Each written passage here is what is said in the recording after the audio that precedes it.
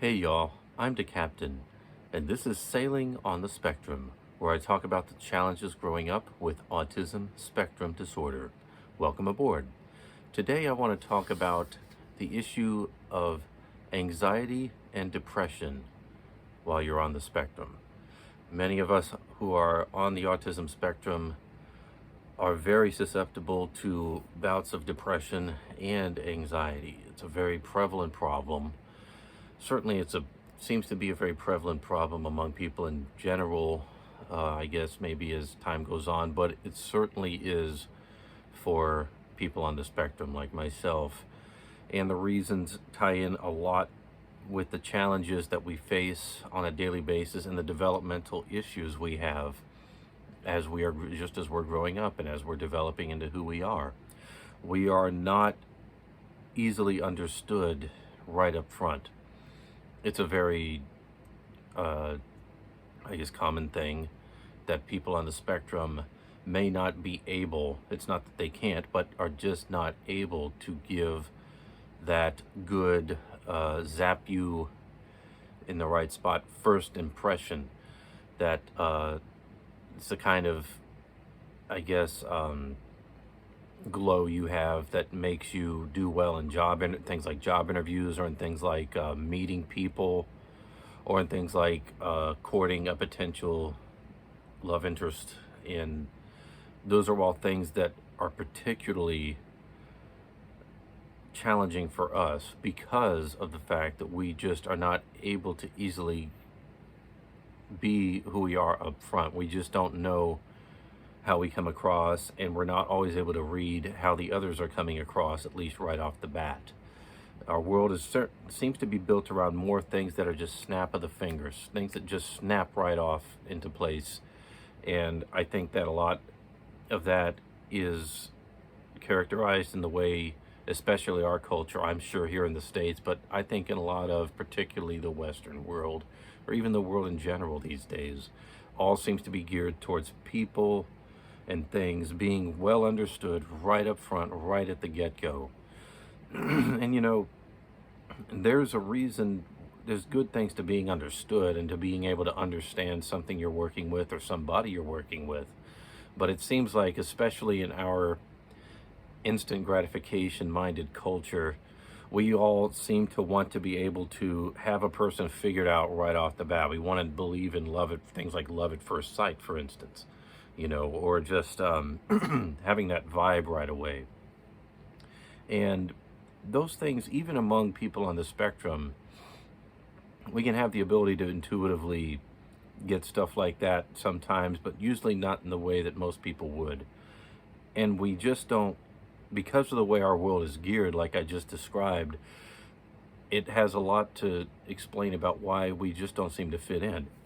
That not fitting in, that struggle to do what we need to day in and day out, and the struggle to deal with sensory input issues that we're battered with on a daily and even hourly basis sometimes, especially in work settings particularly, just takes a toll. It takes a toll, and that toll comes out in the form very often of anxiety or depression, reclusiveness,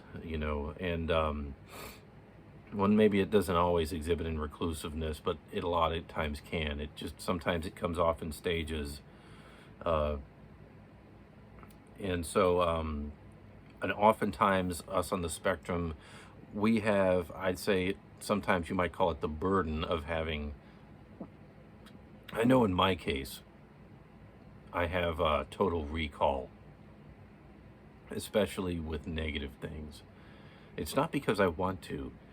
And, to be honest, I definitely feel like I have dealt with and managed to rise above a lot of negative experiences that seem to implant very deeply in my mind, and but for all of us on the spectrum, those are things that are not easy to just get out of our heads. It's hard to get them off of the carousel of our heads, and they always end up coming out up front, and there they are. We're stuck with whatever negative things were said to us or done to us, or experiences we had, experiences of rejection, or of, I guess, failure or perceived failure. Those are all things that are apparently a very, as I've found and read about, seem to be a characteristic of the Aspergian or autism spectrum mind. I've heard the term rumination used. I didn't really look up the dictionary definition of it in the clinical sense, but it basically means you're stuck on negative thoughts. And it's easy to say and be in a counselor's office and have that counselor tell you, well, you just need to replace it with positive thoughts, or something like that. And I don't know if all counselors necessarily do that. I do know a friend who had a counselor who told him that. I don't think he's on the spectrum, but his counselor had told him that, and I think both he and I just agreed that's a load of malarkey, because I don't think that it's really, things like cognitive behavioral therapy certainly have their place, but they can't really be the thing around which, especially those on the spectrum, can really wrap their heads around. We can resolve in time to, believe and choose to believe the good things we need to believe about ourselves and those around us and the world around us, but that does not come very naturally.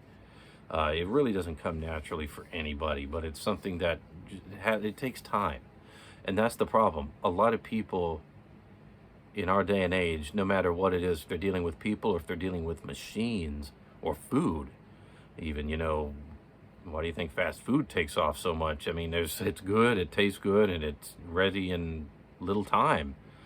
You just want to be on the go, and you want to eat, and you don't have time to simply sit and chill and savor your meal. You just want it to taste good, and you want to get it filled you up. I think our whole world is operating that way, about everything, and seems to never show signs of slowing down. But it's doesn't mean that it doesn't have that doesn't mean that we don't have to resist that. It's just hard to, I guess, maybe especially when you're forced to live in a world where a lot of your ability to live and be sufficient for yourself and be responsible depends on your ability to be move and to move fast and to think fast and to adjust fast. Those are all things that especially people on the spectrum simply cannot do. In a way, it's really not best for people in general to live that way all the time. But it seems that most, as it were, neurotypical people who are not Aspergian or on the on the autism spectrum, most people in general are able to rise to the occasion with that a lot better. But in time, eventually they come to realize it. Maybe they don't ever realize it until it's too late, but they come to realize that they really put themselves, it's really taking a toll on them and on us as a culture. But for us on the autism spectrum, we are left with dealing with the daily and even hourly bombardment of that reality. And a lot of times that just comes out in anxiety and depression. A lot of times that anxiety and depression comes out in even further inability to do what we need to do. Having jobs, doing our the things that just to get through the day.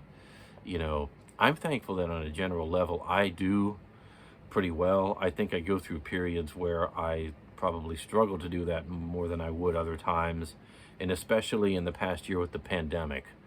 Especially in recent days, I've thought for various reasons, but the pandemic being one of them, thought about a lot of things on the year that's gone by, and I think maybe just the build-up and the realization of all I've been through sometimes just kind of builds on me and takes and grabs a hold of me and just leaves me almost with a bittersweet feeling, with a feeling of sadness, but at the same time, maybe somewhere in there's a feeling of hope.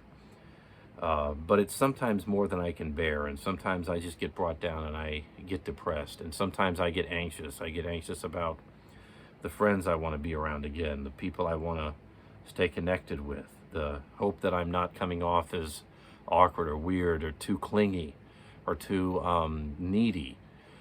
Even with my wife, sometimes I worry about that. I don't think I do constantly. I'm able to live with her throughout the day, but it just, that's just the way it goes sometimes. And one thing I'm happy is it's, even amidst all this, I guess it's forced me to kind of be honest and to look inwardly in myself, and uh, realize, especially because of the other times in my life where I've had much more difficulty,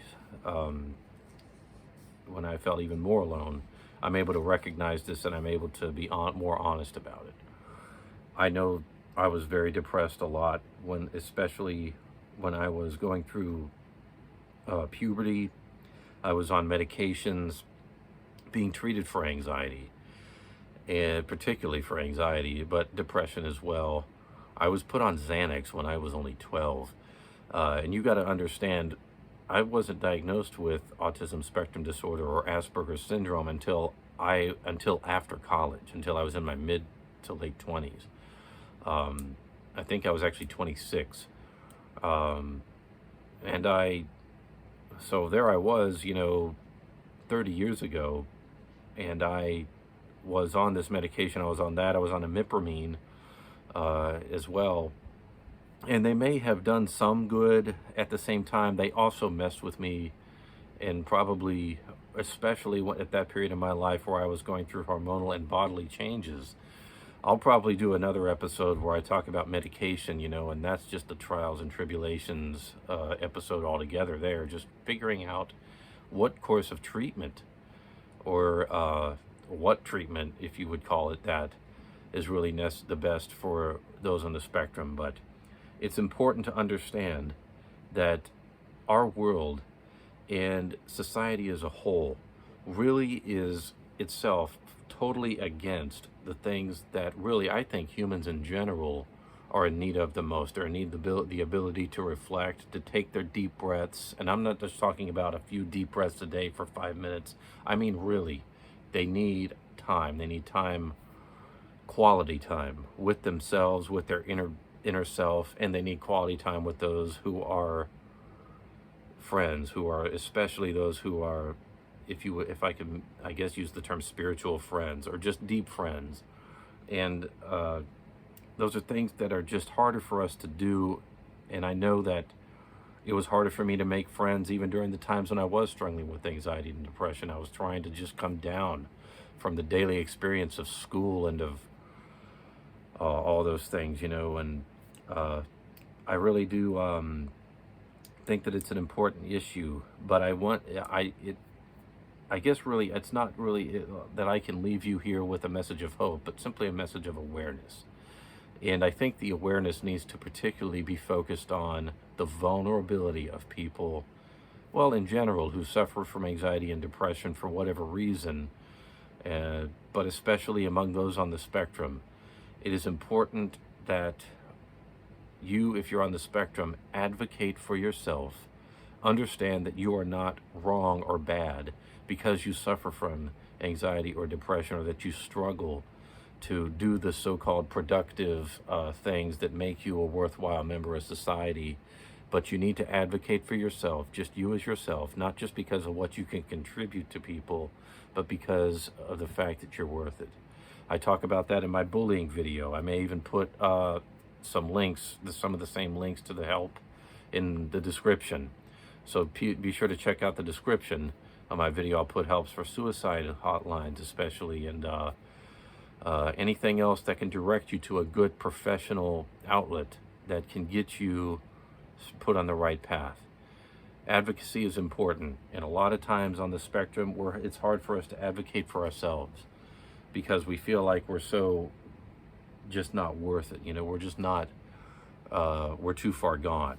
We're kind of just deserving of this fate. And I certainly have felt like that. And even in my adulthood, even now, sometimes I struggle with that feeling. But I look around me and I realize those important to me, and especially my family, I owe it to them. If I can't even look at myself, I have to realize I owe it to them to do what I have to for myself. And that helps me realize that I am worth it. And that just makes it so much better. So please remember that. And be sure, as always, to like and subscribe and leave anything in the comments if you have any thoughts about anxiety and depression in general, or especially if you're on the spectrum or if you know someone who is. And so this is the Captain, and I'll see you on our next voyage. Bye.